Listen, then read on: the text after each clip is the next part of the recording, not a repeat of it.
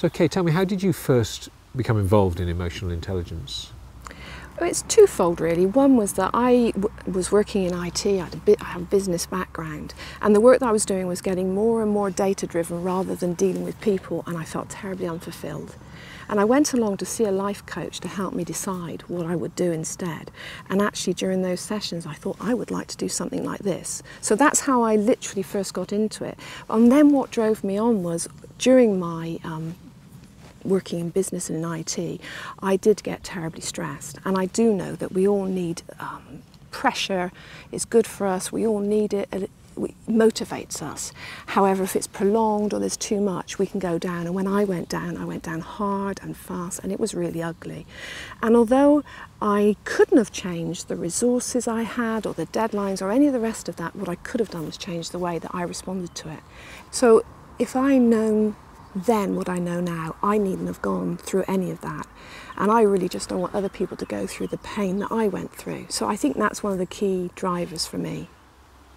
You mentioned stress as being one of the factors that encouraged you to get involved in emotional intelligence in the first place. So tell me about how emotional intelligence can help to alleviate stress.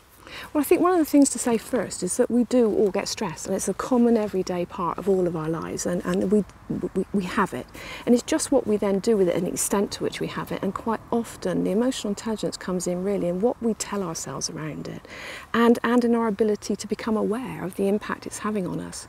So say if you've got a team of people all working together and they're all under a lot of pressure, and they've all just dipped from peak performance, often people don't notice because they're all underperforming. So you can just have that little level of underperforming, or it can be real going down hard. So it's important to know your own individual signs of when you're stressed or when you're not performing well, but also what you then do about it, what you then tell yourself, or how you manage the feelings that come up.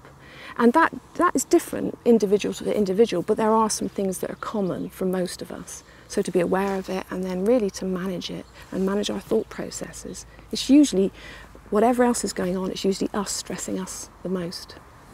Are there self-help techniques we can use to alleviate stress?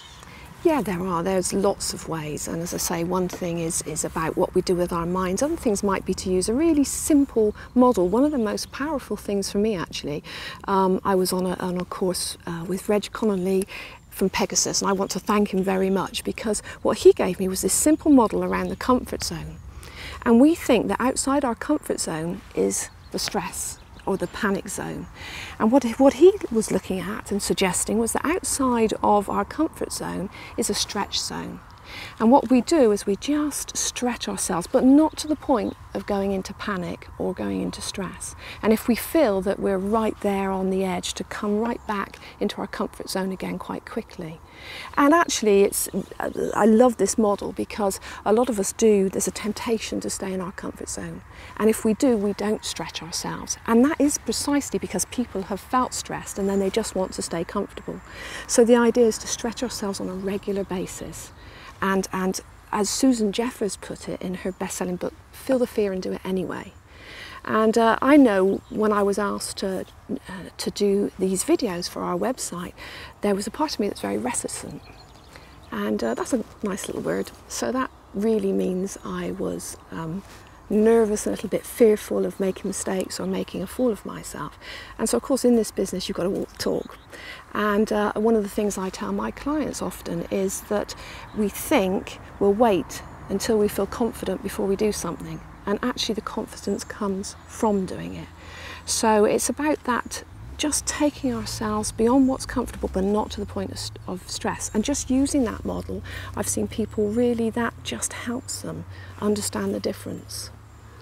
Give me an example of how emotional intelligence at work has made a difference to real clients.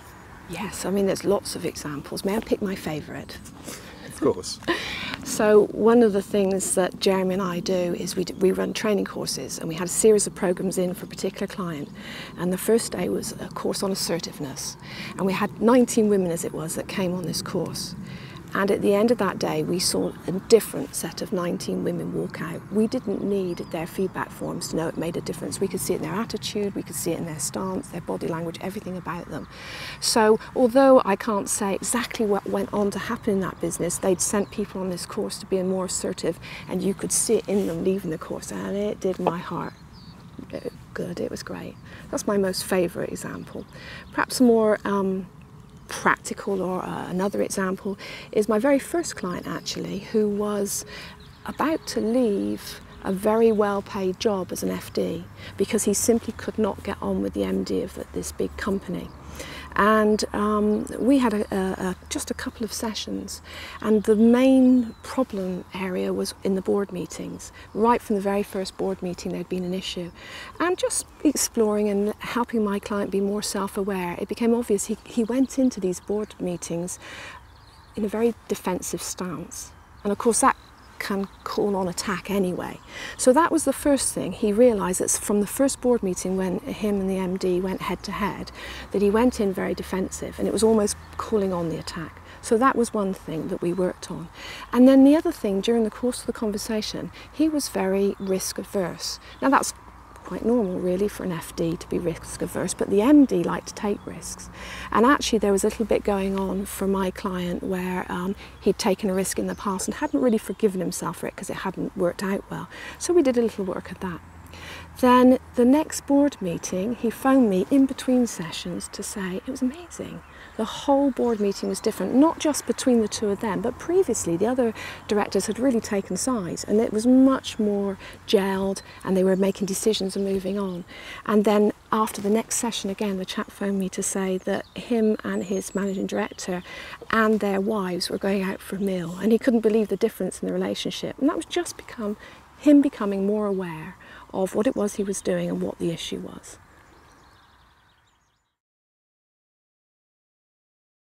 So I'm really keen that other people needn't go through the very thing. That's heavy breathing.